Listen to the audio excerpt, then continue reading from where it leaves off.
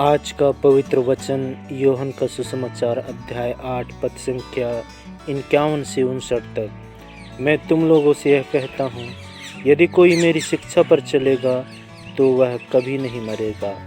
यहूदियों ने कहा, अब हमें पक्का विश्वास हो गया है कि तुमको अबदूत लगा है। इब्राहिम और नबी मर गए, किंतु तुम कहते हो यदि कोई मेरी शिक्षा पर चलेगा तो वह कभी नहीं मरेगा।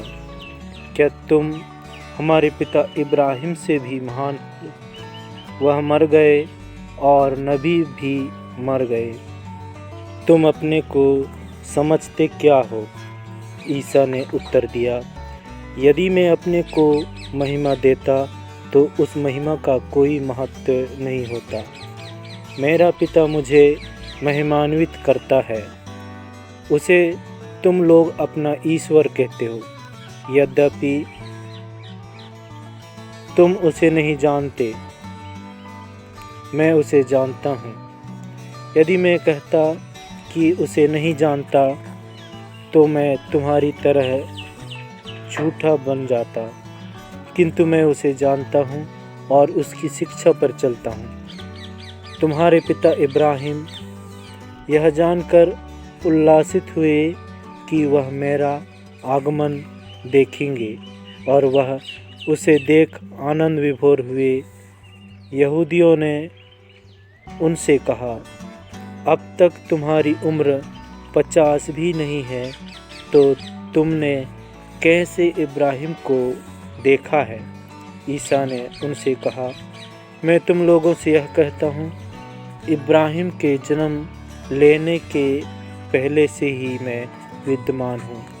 इस पर लोगों ने ईसा को मारने के लिए पत्थर उठाए, किंतु वह चुपके से मंदिर से निकल गए। यह प्रभु का सुसमाचार है। ख्रीस्त में मेरे प्रिय साथियों, आज के वचन में हम सुने ईश्वर ने प्रभु यीशु ख्रीस्त द्वारा अपने असीम आत्मीय प्रेम को हम लोगों के लिए प्रदर्शित किया है, जो अनंत है। पुराने व्यवस्थान में इसे विधान कहा जाता है। वह विधान जिसे अब्राहम के साथ बनाया गया था।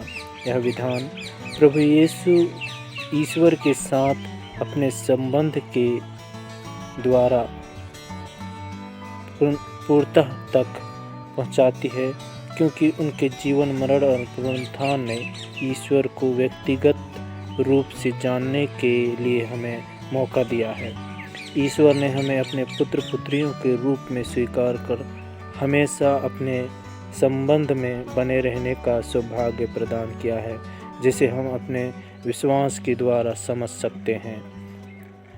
प्रभु यीशु ईश्वर के साथ अपने संबंध को जाहिर रखते हैं, जिसमें सौम्यता, आज्ञाकारिता, प्रेम और साझेदारी विराजती है। आज हम मनन करें, क्या हम अपने संबंधों में विश्वास, प्रेम, समझदारी और साझेदारी जैसे सद्गुणों को जगह देते हैं? मेरे प्रिय साथियों, ईश्वर को धन्यवाद दें आज के इस दिन के लिए कि प्रभु हमारे साथ रहे, हमारे हर एक प्रकार के कार्य पे हमें सहायता के। प्रभु, हम आपको तहे दिल से धन्यवाद करते हैं। प्रभु, आपकी महिमा, आपकी बड़ाई करते हैं। प्रभु